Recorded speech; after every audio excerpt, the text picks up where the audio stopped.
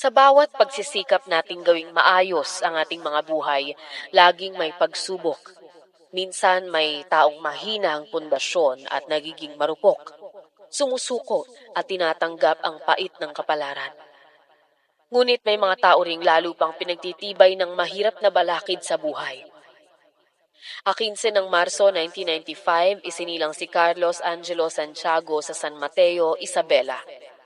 Bata pa lang siya, pangarap na niyang maging sundalo. Tuwing may dumaraang sundalo sa lugar, humahanga siya sa tikas at tapang ng mga ito. Pangarap niya magsuot ng uniforme at maglingkod sa bayan tulad nila. Lumaki si Carlos sa isang mahirap na pamilya. Ang kanyang ama, si Ernesto Santiago, ay isang mangingisda na nalulong sa alak at ang kanyang ina na si Carmela ay isang simpleng may bahay na madalas biktima ng pananakit.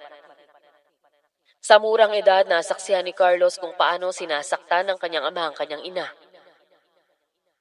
Hinihiling niya na sana'y matapos na ang paghihirap nilang mag-ina. Dito nagsimula ang kanyang pangarap na maging sundalo para ipagtanggol ang mga naaapi. Nagpursige si Carlos sa pag-aaral sa pampublikong paaralan sa San Mateo kahit mahirap ang buhay. Tuwing umaga, nagkakaingin siya sa bundok ng Sierra Madre at nagseserbisyo sa bukid ng kanilang kapitbahay para may pantusto sa eskwela. Kahit pagod, hindi siya sumuko sa bawat akbang. Naaalala niya ang kanyang pangarap at ang pangako ng sarili na babaguhin ang kanyang kapalaran. Nang makatapos ng high school noong Abril 2012, sumubok siyang pumasok sa Philippine Military Academy o PMA sa Baguio City. Kahit walang ibang sumusuporta, ay naging madiskarte si Carlos para igapang ang pag-aaral. Sa kabila ng matinding pagsasanay, disiplina, at kung ano pa, ay hindi siya sumuko. Sa halip, mas naging matatag siya, hanggang sa tuluyang naging isang ganap na sundalo nang makapagtapos ito noong Marso 2016. Sa isang pagbisita sa kanyang kinalakiang bayan noong Disyembre 2016, nakilala niya si Pauline Ramirez, isang magandang guro sa San Mateo Elementary School, na may simpleng pangarap sa buhay. Madaling nahulog ang loob nila sa isa't isa. Sa bawat tawanan at kwentuhan, nahanap ni Carlos kay Pauline ang kapayapaang hinahanap niya. Lalo pang lumalim ang kanilang samahan. Unti-unting nabuo sa puso ni Carlos ang panibagong pangarap, ang magkaroon ng masayang pamilya kasama si Pauline. Pebrero 2017, isang taon pagkatapos magkakilala, ay ikinasal sina Carlos Santiago at Pauline Ramirez sa isang simpleng seremonya sa San Mateo Church, Isabela. Sa kabila ng kakulangan sa marangyang handaan, sapat na sa kanila ang pagmamahalan at pangarap. Hindi nagtagal, biniyayaan sila ng anak na babae, si Angeline Santiago, na isinilang noong 5 ng Disyembre 2017. Habang abala si Carlos sa kanyang tungkulin bilang sundalo, si Pauline naman ay nagpatuloy sa pagtuturo. Madalas, nawala si Carlos dahil sa mga misyon, ngunit hindi niya pinababayaan ang mag-ina.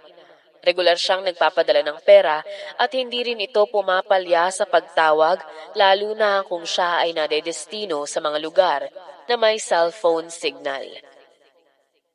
Naging mahirap para sa kanya na malayo sa pinakamamahal na mag-ina, ngunit ang lahat ng pangungulila ay kanyang tiniis para maibigay ang magandang buhay.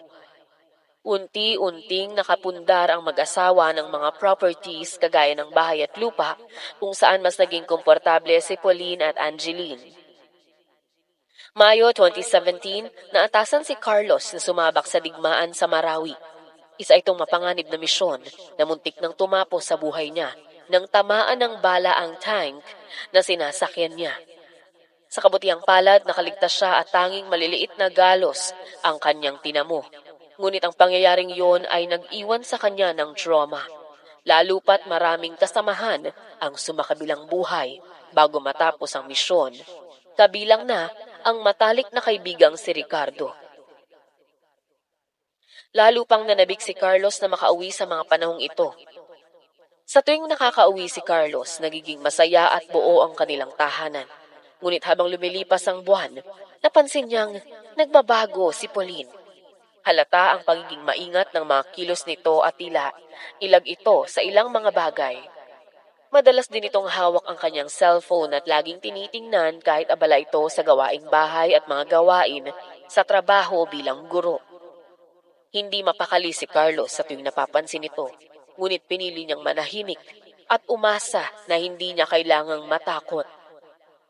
Malaki ang tiwala ni Carlos sa asawa at naniniwalang hindi siya lolokohin nito. Ngunit ang lahat ng ito ay nasira ng tuluyan. Isang tahimik na gabi noong Oktubre 2018, dumating si Carlos Santiago sa tahanan sa San Mateo nang walang pasabi.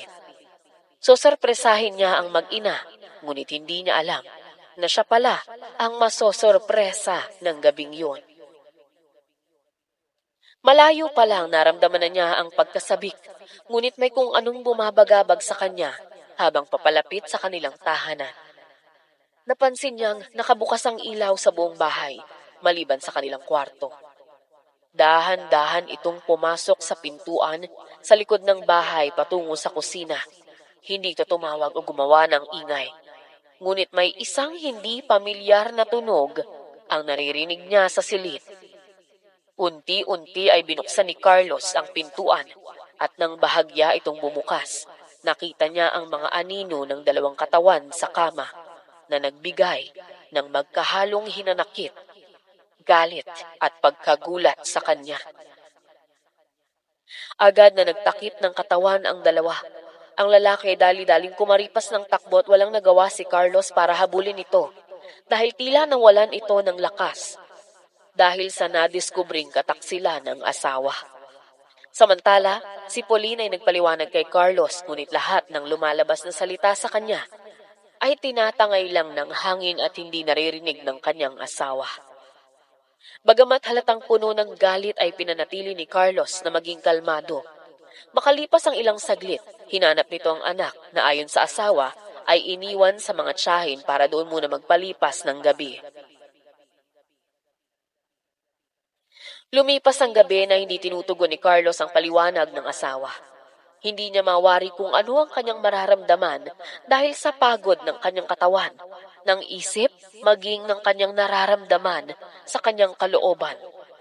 Nagpalipas siya ng gabi sa labas ng bahay. Kinabukasan, walang Pauline, walang Angeline. Tahimik ang bahay, ngunit ang kawalan ay mas maingay kaysa sa anumang sigawan. Hindi nagtagal, kumalat sa kanilang lugar ang kwento, lalo pat isang prominenteng tao ang naging kalaguyo ni Pauline. Siya ay si Anthony Villamor na pamangkin ng isang makapangyarihang politiko sa bayan. Tuluyang sumama si Pauline kay Anthony at kahit pa maraming tao ang pumupuna sa kanya ay naging bingi ito sa ngalan ng tila panibagong pag-ibig na natagpuan. Ang kanilang anak na si Angeline na noon ay musmus pa lang ay wala ring magawa kundi sumama sa inahan. Gumawa ng paraan si Carlos para makuha ang anak ngunit dahil sa kapangyarihan at koneksyon ni Anthony ay nagawa nitong hadlangan ang layunin ng ama ni Angeline. Nagawa rin ni Anthony na gumawa ng hakbang para ipatapon si Carlos sa malayong destinasyon sa Mindanao para sa misyon. Si Carlos, na lugmok at tila walang laban, ay walang ibang nagawa kundi tanggapin ang kapalaran.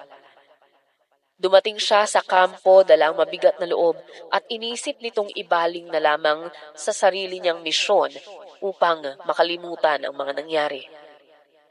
Ang pagkawala ng pamilyang kanyang binuo.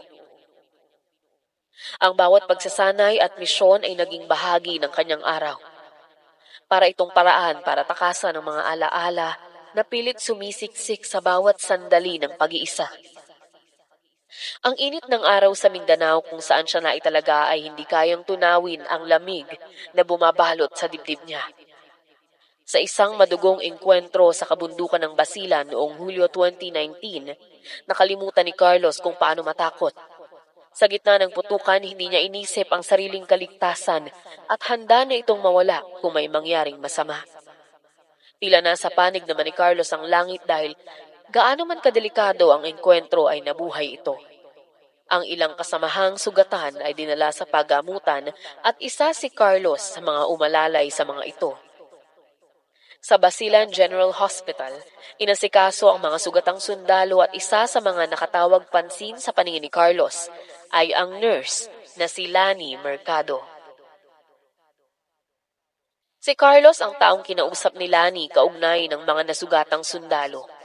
Una pa lang, tila naging magaan ang loob nila sa isa't isa. Ilang araw ding nagpabalik-balik si Carlos sa ospital para tingnan ang kalagayan ng mga kasamahan at sa bawat araw na ito na nakikita at nakakausap si Lani ay umuusbong ang pagiging malapit nila. Nagsimula silang kumain ng sabay sa kantina ng ospital at dito na pag-usapan ang kani-kanyang buhay. Inamin ni Carlos ang madilim niyang kahapon at nakuha niya ang simpatsya ni Lani at sa hindi inaasahan ay inamin din nito sa lalaki ang kaparehong kapalaran na kanyang sinapit matapos lokohin ng asawa at ipagpalit sa ibang babae. Si Lani, bagamat walang anak, ay nakaranas din ng panloloko sa taong minahal, kung kaya't nauunawaan nito ang nararamdaman ni Carlos. Dahil sa mga natuklasan, ay patuloy na lumalim ang kanilang samahan hanggang unti-unting nahulog sa isa't isa. Bagamat kasal si Carlos sa unang asawa, tinanggap siya ni Lani at nagsimula silang umibig. Si Lani ang naging dahilan para makabangon si Carlos. Si Carlos ang naging sandigan ni Lani sa madilim niyang nakaraan. Pakiramdam nila ay tinadhana silang magkatagpo, kung kaya't ipinagpatuloy nila ang pag-iibigan. Samantala, sa San Mateo, Isabela ay nagsimulang kumalat ang bulong-bulungan. Kung noon nakasubaybay ang mga tao kay Pauline at Anthony, ngayon naman ay naging laman ng usapan ang pananakit umano ni Anthony kay Pauline. Lumitaw ang mga marka ng pagod at pasa sa kanyang balat, mga palatandaang hindi niya maitanggi. Si Anthony, sa kabila ng makapangyariang koneksyon, ay napabalitang nalululong sa sugal at babae. Walang magawa si Pauline kundi lunukin ang pait ng kanyang desisyon. Pakiramdam niya ito ang naging kabayaran ng pagtataksil niya sa asawa. Si Angeline ay pansamantala niyang ibinigay sa pangangalaga ng mga kaanak dahil ayaw niya itong madamay tuwing pinagubuhatan siya ng kamay ni Anthony. Hindi rin niya magawang magsumbong sa otoridad dahil alam niyang wala rin naman itong saysay dahil sa malakas na kapit ng kinakasama sa pulisya. Dumating ang araw na tuluyan ang iniwan ni Anthony si Pauline. Ang lahat ay nawala sa kanya. Ang minsang sapat na buhay na meron ay naglahong parang bula at ang naiwan ay mga sugat, galos at pasa mula sa pinili nitong landas. Hindi na rin siya nakabalik sa propesyon, bunga ng kahihiyan sa sarili. Natagpuan ni Pauline ang buhay sa pinakamababang estado. Pinilit niyang bumangon, sinubukang kontakin si Carlos ngunit lahat ng komunikasyon ay pinutol na nito. Samantala nalaman ni Carlos ang malungkot na sinapit ng dating asawa kay Anthony. Bagamat naroon pa rin ang sakit at galit sa ginawang panloloko, hindi nito maiwasang maawa. Ibinahagi niya kay Lani ang impormasyong nakarating sa kanya at hinayaan siya ni Lani na gawin kung anong naiisip niyang dapat gawin. Umuwi si Carlos sa Isabela para personal na makita ang kalagayan ng dating asawa. Dito niya nakita ang kawaawang lagay ni Lani. Ang payat na katawan, ang mga pasa, at ang ibang palatandaan na sinapit kay Anthony.